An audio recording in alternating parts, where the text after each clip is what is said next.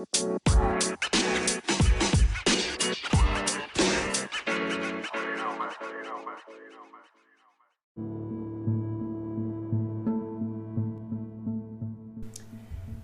my name is Bianca Williams. If this is your first time joining, thank you for joining and continue to check my videos out and my podcast out.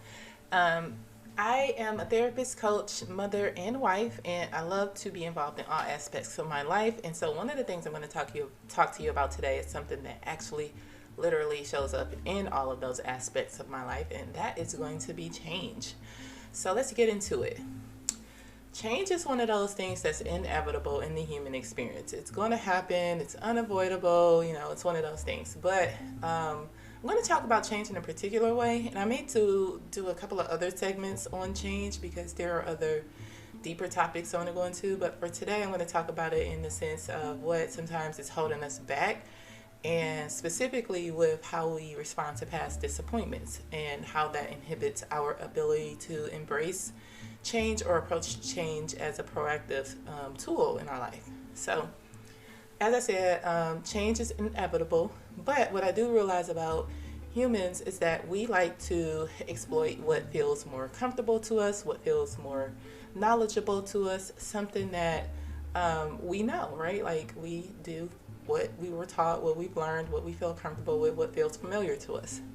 However, sometimes the things that we're doing is not necessarily getting us to the next step. And so one thing that I also realize happens to humans is that we will allow things to force us to change. We'll wait till all of the chips fall, and then we're in a position to where now, you got to change. You can't even, put it off anymore because there is no stand in this situation. A lightweight example can be, I, worked very hard to get this house on the beach, and I love my house, and I now have my house in the position I wanted to be in. I wake up with these beautiful views every day. I can walk outside and it's just wonderful. It feels like paradise. However, I'm getting some warnings or indicators that maybe water is rising and could be in path of where my house is located. So I'm in a position where change is probably going to be optimal, but maybe I don't want to take on that message. I've worked very hard to get here.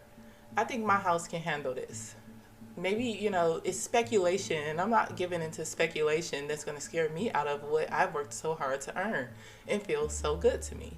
So I'm not going to necessarily do anything.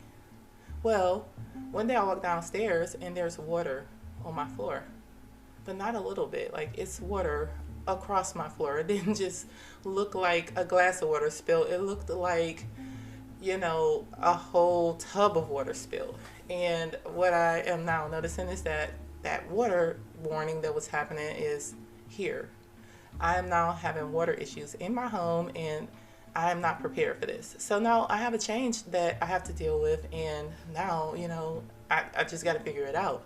I gotta figure out where I'm gonna go. I can't function in a space that has water all over the place. I gotta restore this. I might even have to change what my living situation is, because this may not be sustainable anymore. And so I said that to say that we're put in situations where change is going to happen, and it's just up to us to figure out if we're going to be the people that wait for change to happen or be a part of being proactive in our change. Ironically, if you're human, you have been proactive in your change, because there are certain human experiences that you just gravitate towards, such as learning how to walk, learning how to talk. Like, that comes with trial and error, that comes with failure and picking yourself up and just keeping going. Like when you first started walking, you fell over and over and over again, and you just kept getting up until you figured out how to do this in a way that I can stay walking without falling. I can learn how to run without falling, and all of those different things. So I said it to say change is not something that you are not familiar with. It's just sometimes uncomfortable. So let's get into past disappointments. So sometimes people avoid change because of past disappointments. They don't want to experience that again. It's hard, like if I really set myself up to have success, and then for some reason I did not get that success, then I don't want to feel the disappointment that I felt when things fell through. I don't want to feel, potentially rejection, criticism, just, having my hopes and dreams deflated, right? And so sometimes we just kind of fall back and say, I'm not going to do anything. However, let's look at maybe why you can look at this a little bit differently and not let past disappointments be a source of restricting you from embracing change. Sometimes the experience or the goal that you were targeting is literally not meant for you. So sometimes you want something so bad, you are doing everything you can to obtain that, to, experience that, and it's just not working out. And it's not that you're doing something wrong, it's that it's not meant for you. And so while that's disappointing and you in the moment can't see why it's just not working out, I almost guarantee if you reflect on some experiences in your life where disappointments happen, you might can figure out why that wasn't meant for you. Maybe you landed somewhere else. Maybe, there was something else meant for you that if you would have gotten that, that worked out for you, you wouldn't have been open to, or you wouldn't have transitioned as smooth to.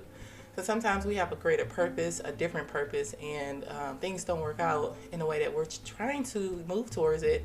We're initiating that change because it's just not meant for us. So be okay with that. Like, that's a part of life. Like, we are, everything we think we want is not for us. Next, sometimes the past disappointments can be the result of we put too much expectation on things working out. I said it to say sometimes we can be overly optimistic to a fault. And we have literally put all of our eggs in a basket of things happening in favor of what we want without, considering that it may not work out for whatever reason. Sometimes it's just not the right fit. Sometimes it's just not the right time, whatever that is. But whatever you go into, there should be room for flaws to happen, or to exist, shall I say. There should be room for things to get off course. There should be room for barriers, to be experienced. And so when you feel what feels like disappointment, it could be just, having a realistic expectation about what anything in life is going to come with ups and downs. With things that are especially rewarding, it's going to come with more challenges and more adversity and more obstacles. Sometimes, people around you are not going to see your vision, and they're not going to agree with you, and you're not going to get that support and that positive feedback because you're in a transition that is coming with adversity. And so I just say that to say that when sometimes people feel disappointed in a change that they were looking forward to, it can be related to they put too much of an expectation on things working out the way they wanted it to. And when it didn't, that felt very defeating for them, and they didn't want that feeling again, and so they avoided it. Like, either it all the way happens the way I wanted to, or it doesn't happen again. So I'm not going to even try. I'm not going to even put myself out there just to receive that disappointment again. Be careful about that, because again, it's balancing out the realization that, everything comes with good and bad. Not every situation is going to work out the way I want it to. And even if something works out the way I wanted to, I still may experience some hurdles and some adversity and some barriers along the way. And then the last thing I want to touch on about past disappointments and how sometimes that can hinder us from moving forward and embracing change is that there may be a lesson to learn. So sometimes you're going towards something that feels good for you, that you're really looking forward to, and it's not working out, but it's not working out because there's a lesson for you to learn. Maybe the place you are in your life is not meant for you to move forward in that space until you learn a lesson. And that is something that's beyond us. That's not something that you can grasp and see in that moment, but that's a part of the human experience too. We grow, we learn, we evolve. And so where I'm at 20 is not going to be where I'm at 30, and it's not going to be where I'm at 40, and so on, right? And so being able to accept that some of what feels like failures or disappointments actually is an opportunity to grow and learn.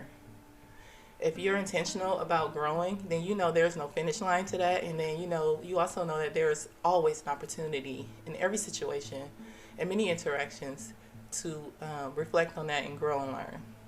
I'll talk more about reflection in other videos, but again, this is Bianca Williams, your therapist, coach, mom, and wife, and I love to share just helpful tips from my point of view that's related to just self-growth, mental health, things like that. And so share what your thoughts are and continue to support my videos and podcasts. Thank you, and have a nice day.